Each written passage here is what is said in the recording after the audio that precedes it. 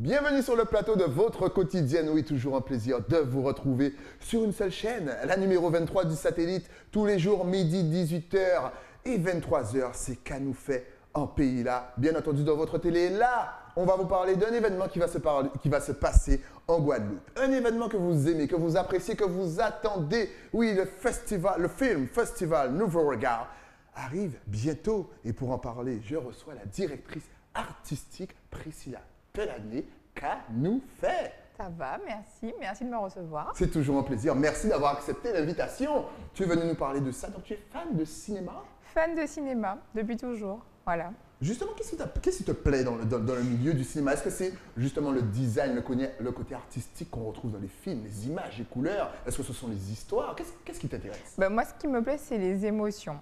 Les émotions, le fait que chacun ait une vision unique d'un film, parce que chacun a un ressenti différent.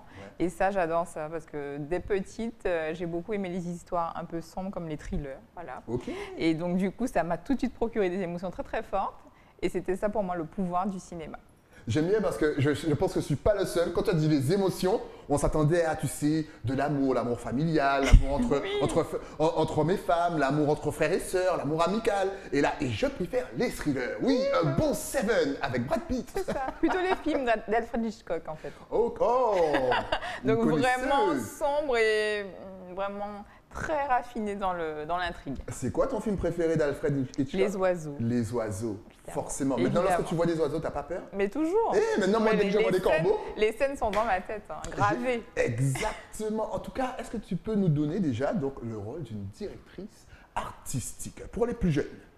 Alors, donc, le rôle d'une directrice artistique, c'est de choisir le contenu du festival, c'est-à-dire les films, les invités, les événements, les choses un petit peu spéciales qui vont s'y passer, mais c'est surtout de faire une sélection de films. Voilà, c'est avant tout le rôle. Mais comment tu fais cette sélection? Est-ce que justement tout le monde t'envoie un petit peu des mails ou t'envoie des extraits? Ou est-ce que toi, tu regardes et tu te dis j'aime bien celui-là, donc c'est toi qui contactes? Comment ça se passe? Alors c'est un peu des deux parce qu'on lance un appel à films chaque année, donc on reçoit des films et qui sont sélectionnés avec un comité, donc c'est des films qui sont en compétition. Et il y a aussi ce travail de fourmi en fait, qui est de toute l'année essayer de dénicher des petites perles partout dans le monde. Donc, c'est regarder beaucoup de films, c'est s'intéresser à ce qui se passe ailleurs aussi dans d'autres festivals, c'est participer à d'autres festivals quand c'est possible, quand c'était encore possible. Maintenant, c'est en ligne. En ligne aussi, on peut découvrir pas mal de films. Donc, c'est ça, c'est vraiment de dénicher des réalisateurs émergents, des talents encore méconnus, mais ça sentir qu'ils seront vraiment très connus. Voilà, il y a quelque chose qui arrive, exactement. Et c'est ça qu'on aime chez Nouveau Regard. Et justement, je disais à mes invités précédents, on se rend compte qu'il y a vraiment, je ne sais pas, un boom, une explosion de notre cinéma. Il y a plein de réalisateurs, les comédiens se explosent. Comment est-ce que tu vois ça? Est-ce que tu avais déjà prévu, est-ce que tu avais déjà pressenti justement ce qu'on est en train de vivre actuellement, ou est-ce que c'est une surprise pour toi aussi? Alors c'est une surprise, pas vraiment, parce que c'est vrai que les moyens pour faire des films se démocratisent. On a beaucoup plus accès à du matériel de très bonne qualité, mais avec un téléphone portable. Parfois, on peut faire des courts-métrages de très bonne qualité. Okay. Donc, c'est vraiment un accès déjà facilité, ce qui permet à beaucoup plus de personnes de se lancer dans le domaine du cinéma. Il y a aussi plus de formation sur le territoire, d'écriture de scénarios, réécriture, des bourses qui sont mises en place par la région Canal+. Enfin, voilà, donc c'est vraiment… Je pense que tout est mis en place pour que cette économie du cinéma, cette industrie grandisse petit à petit. Et en plus, on a une imagination débordante, des histoires à raconter, un patrimoine d'histoires culturelles, immatérielles avec tout ce qui est légendes ou même histoire réelle, puisqu'on a beaucoup de documentaires extrêmement riches et enrichissants. Donc voilà. Je pense que c'est grâce à ça aussi. C'est vrai qu'on a énormément d'histoires ici. Alors, tu parlais de festivals un petit peu partout à travers le monde. Tu es allé où? Je crois que tu as même fait le festival de Cannes, si je me trompe pas. Le festival de Cannes, tout à fait. Alors, que je vieillisse pas trop les trucs, c'était il y a 4 ans à peu près, 4-5 ans, si je me trompe pas. En fait, je l'ai fait plusieurs années de suite. C'était habituel pour toi. Voilà. Tu arrivais, tu as monté les marches. J'ai monté les marches de jour et de nuit. Donc, c'est deux ambiances très différentes. D'accord. Mais c'est vrai, c'est une expérience incroyable à vivre. mais on est dans le côté, on va dire, back-office quand on est dans le milieu du cinéma, parce qu'on est dans un lieu où on est là pour rencontrer du monde. Donc, découvrir des films, rencontrer du monde. On passe beaucoup de temps dans les salles. Donc, peu sur la croisette. C'est un autre monde, ça. À se prendre la photo. C'est là, il faut être peut-être acteur ou je sais pas, faut être une star et tout. Exactement. Juste, mais j'imagine le nombre de films que tu dois regarder. Il faut vraiment aimer ça. Pour se dire, et ça t'est jamais arrivé de t'endormir? Dis non, pour être professionnel. Jamais. Mais voilà, le jamais encore mieux. Mais c'est quand même fou. En une journée, tu peux regarder à peu près combien de films? À peu près 4 films. 4 films? Oui, quand ce sont des longs, des moyens métrages. Après, des courts métrages, c'est vrai que c'est beaucoup plus rapide à regarder. Mais oui, mais moi j'aime ça. J'aime ça, j'aime ce côté appréhension à se dire mais qu'est-ce que je vais découvrir? Et donc de me laisser surprendre, j'aime beaucoup ça. Qu'est-ce qui fait un bon film justement? Un bon scénario, déjà ça c'est la base d'un bon film, donc une histoire écrite pour être racontée et pour faire vivre des émotions. C'est une science, donc voilà, il n'y a pas de mystère, c'est un travail bien précis. Donc la direction d'acteur joue beaucoup et c'est vrai que maintenant, tout ce qui est technique comme des vues magnifiques ou alors un peu d'effets spéciaux, ça rajoute un plus au film. Mais la base même de mon film, c'est une bonne histoire. Une bonne histoire. Peut-on faire un bon film si on n'a pas d'argent? Eh bien, il y a eu des exemples comme ça. Il y a des films qui ont été faits avec une centaine d'euros et qui ont été présentés à Cannes, par exemple. Mais je ne sais pas si c'est des coups de génie. Parce que ça arrive souvent une fois. Mais en tout cas, c'est possible. Parce que la preuve, ça a déjà été fait. Donc voilà, c'est possible, tout est possible. Tout est possible. Alors justement, le festival Nouveau Regard, il a quel âge? Il a 4 ans, ça y est, il a 4 ans. Il est né en 2018 pour la première année. 2017, pardon, parce que 2020 a été une année de pause. Exactement, de stand-by. Donc, il est né en 2017 dans la tête d'un petit groupe de professionnels du cinéma, de la culture, de la communication. Et on a été suivi tout de suite par des partenaires très forts comme la région Guadeloupe, Canal+, et d'autres partenaires privés et publics. Et donc, du coup, il est né comme ça. Alors, cette année, quelles sont les dates de ce festival? Alors les dates, c'est du 15 au 18 avril, donc on est principalement au Cinestar, donc les salles du Cinestar sont ouvertes pour le festival. On est également au Café Papier cette année, dans un lieu intimiste et cosy pour un petit déjeuner accompagné d'un film. Et voilà, donc principalement sur ces lieux-là. Alors est-ce que tout le monde peut venir? Parce que je pense qu'avec la crise de la Covid, forcément vous avez restreint l'entrée, donc qui peut venir, qui peut participer, comment ça se passe? Ça se passe de manière restreinte, comme tout maintenant. C'est-à-dire qu'on s'adapte. Et les jauges des salles sont bien sûr limitées, donc elles sont baissées de 50%. Donc il faut vite réserver ses places pour venir voir les films. La billetterie est ouverte, donc voilà. Donc n'hésitez pas. On peut y aller. Donc les jauges sont baissées pour respecter la distanciation physique et toutes les normes de sécurité pour pouvoir profiter d'un festival de cinéma en toute sécurité. Et c'est vrai que nous, en Guadeloupe, on a la chance de pouvoir aller en salle de cinéma. Dans tout l'Hexagone, c'est impossible. En Martinique, c'est impossible. Donc, profitons-en en restant vigilants. Voilà. Combien de films à peu près seront diffusés? Alors, 30 films. 30 films, voilà, des longs métrages, courts métrages, documentaires. Voilà, 30 films qui viennent de toute la Caraïbe et du monde entier. Est-ce qu'on peut avoir, par exemple, des exemples de films? J'ai cru voir une histoire de soufrière. Par les temps qui courent au moment, à l'heure où on enregistre l'émission, c'est super d'actualité. Ah, tout à fait. Donc, j'encourage à aller voir ce film. C'est un film qui est en compétition, d'ailleurs, un film guadeloupéen qui est en compétition. C'est vraiment des histoires qui nous enrichissent parce qu'il y a beaucoup d'images d'archives, il y a vraiment un travail de recherche qui a été fait. Donc, encourageons les réalisateurs. C'est le moment jamais de donner vie à leur projet en allant voir leur film. Alors, ce qui est intéressant, c'est qu'effectivement, lorsqu'on entend le nom du festival, on se dit, on va voir que des films, courts-métrages et longs-métrages. Mais non, il y a aussi donc des documentaires. Oui, les documentaires, c'est des histoires à part entière, voilà, et souvent très émouvantes, parce que déjà, il y en a qui nous touchent personnellement, celles qui se déroulent en Guadeloupe, dans la Caraïbe, et puis on a des documentaires qui viennent de Nouvelle-Zélande, par exemple, ou alors des États-Unis, mais vraiment des histoires on a sélectionné des histoires et je vous dis qu'une chose, préparez vos mouchoirs. Préparez vos mouchoirs, elle veut nous faire pleurer comme si on pleure pas assez avec cette histoire de Covid. Mais c'est des histoires inspirantes. Voilà, c'est inspirant. Donc préparez vos mouchoirs, mais pour une bonne raison. C'est Justement. Ça. Je crois même qu'il y aura certains films en diff comme Mortenol, si je ne me trompe pas. Oui, Mortenol, voilà, Vanille. Vanille, parle-nous aussi de Vanille, parce que peut-être que les téléspectateurs ne connaissent pas forcément le parcours de Vanille. Alors, là, c'est Mortenol, donc franchement, n'hésitez pas. On salue encore une fois tous nos acteurs, tous nos réalisateurs. C'est excellent. Et donc Vanille. Je crois que Vanille a une belle histoire. Vanille a une belle histoire puisque c'est le premier film d'animation réalisé par un Guadeloupéen. C'est un film qui voyage énormément dans les festivals et nous, il est important qu'on puisse le valoriser aussi à nouveau regard. C'est un film que nous, on attend depuis 3 ans, puisque quand il a eu l'idée de faire Vanille, on a vu le teaser et on s'est dit, on veut le projeter.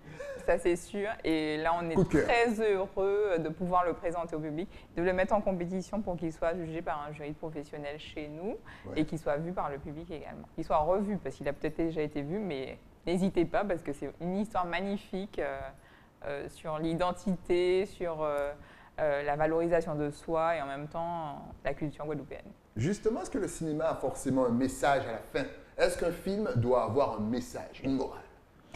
Pas forcément une morale, hein, puisque les histoires sont souvent personnelles. Donc, on parle de sujets universels comme l'amour, comme... enfin, c'est des sujets qui peuvent toucher n'importe qui, pas forcément avec une morale, mais en tout cas, le cinéma caribéen, ce que je trouve en tout cas, c'est que même si on parle d'un sujet très universel, on a toujours cette saveur caribéenne et ça, c'est ce qu'on a envie de faire voyager, de montrer aux autres ailleurs, puisqu'on a des films qui vont passer en ligne également. Donc, avec le Covid, on s'adapte. On se réinvente. Voilà, tout à fait. Donc, on a une sélection de films caribéens qui seront en salle en Guadeloupe, mais qui vont être vus en Europe, au Canada notamment. Donc, c'est l'occasion de faire voyager nos histoires. On sent qu'il y a une sorte d'affinité entre le cinéma donc, de la Caraïbe française, Martinique, bien sûr, Guadeloupe, et nos amis anglais. Ah oui. On sent qu'il y a quelque chose. Est-ce que dans le futur, on pourra avoir une grosse connexion entre toutes ces îles, Jamaïque, Barbade, Sainte-Lucie, Grenadine et compagnie, tout ce qu'on connaît? Est-ce qu'il y aura dans le futur, il y aura une belle connexion? On espère parce que les histoires se ressemblent beaucoup. Hein. Parce qu'on se rend compte, enfin vous verrez pendant la sélection, qu'il y a des histoires qui viennent, qu'elles viennent du Guyana, de Martinique ou de Guyane ou encore de Saint-Vincent, elles se ressemblent parce qu'on a les mêmes préoccupations. Exact. On vit les mêmes choses, on a les mêmes préoccupations et les mêmes envies de raconter des choses. Donc on a des histoires qui se ressemblent beaucoup. Donc une trentaine de films. Ça commence à quelle heure? Alors donc ça commence vendredi à partir de 16h donc au Cinestar et donc là on y est jusqu'à dimanche. Jusqu'à dimanche. Donc vendredi, ça commence à 16h. Le samedi, ça commence le matin? Ça sera aussi Alors, il y a des séances le matin, il y a des séances jusqu'à 21h pour qu'on ait le temps de rentrer chez nous avant le couvre-feu. Voilà. Et on a également des séances le dimanche matin, donc comme je disais, à partir de 9h pour se retrouver autour d'un café et d'un bon film. Donc on pourra quand même échanger, même si bon, ça sera, il y aura les distanciations, tout ça, les mesures, mais on pourra quand même échanger avec les réalisateurs, avec peut-être les acteurs. Alors, ils seront présents, mais on ne peut pas faire de débat en salle, ça c'est sûr, parce qu'avec les mesures actuelles, on suit le protocole sanitaire très strict, mais ils seront là. Donc pourquoi ne pas, après le film, échanger quelques mots en toute sécurité, à 2 mètres. À 2 mètres, voilà, 2 mètres 50, l'important c'est qu'on s'entende. Je crois même qu'il y aura le documentaire d'Admiralty, de Boissard à Bercy. Alors malheureusement, il ne s'est pas projeté dans le festival. Il est soutenu par il a été coproduit par Canal+, qui est notre partenaire. Donc il a déjà été diffusé, mais pourquoi pas bientôt. Pourquoi pas bientôt? Voilà, c'est une idée comme ça qui balançait. Justement, parlons un peu du jury. C'est quoi? C'est un jury professionnel que la Guadeloupe sera représentée dans ce jury ou il y aura la Guadeloupe, la Martinique, peut-être quelqu'un de France? Dis-nous tout. Alors, on a un jury qui est très éclectique, avec des regards croisés. C'est ce qu'on aime aussi mélanger, en tout cas dans ce jury. Donc, on a des producteurs, des réalisateurs, des critiques de films, des artistes d'autres arts, hein, donc que ce soit la littérature, la peinture, voilà. Ok. Donc on a vraiment un jury très mélangé, guadeloupéen, Ouais. mais aussi qui vient d'Afrique et d'Europe. Excellent. Voilà. Encore une fois, ça donne envie d'y aller. Mais vous recherchez personne. J'adore regarder des films. Moi, je peux rester 2 jours à regarder un film, à regarder des films. Donc, si jamais vous avez besoin de nouveaux regards, oh, C'est noté. c'est noté. C'est noté, c'est noté. Bon, maintenant, si on veut donc s'inscrire, prendre nos tickets, savoir qui, où, quand, comment, est-ce que vous êtes connecté sur les réseaux On est sociaux? connecté. Est-ce que vous avez Facebook, Instagram? On a Facebook, Instagram, on La a le totale. site internet nouveauregardff.com. Eh ben, Il écoute, y a on va le regarder tout ça, programme, là. il y a tout. Alors, Facebook, effectivement, ils sont partout. Nouveau regard, Film Festival sur Facebook, décollez sur Instagram, vous collez tout. Nouveau regard, Film Festival. Bien sûr, l'adresse du site Nouveau Regard avec FF, oui, filmfestival.com. Voilà, vous avez tout, vous notez, vous likez. Voilà. Oh là là, que peut-on rajouter justement? Quel est ton rêve pour notre cinéma, le cinéma caribéen? Ben, c'est que les réalisateurs et leurs productions soient soutenus, qu'ils rencontrent le regard du public. C'est le plus important. Cette année est une année encore plus importante pour les auteurs, toute cette industrie. Soutenons-les, Ouais. soyons là, faisons vivre le cinéma caribéen international. Et voilà, allons en salle et regardons plein de films. Regardons plein de films. Oh là, j'adore qu'on parle comme ça. Regardons plein de films.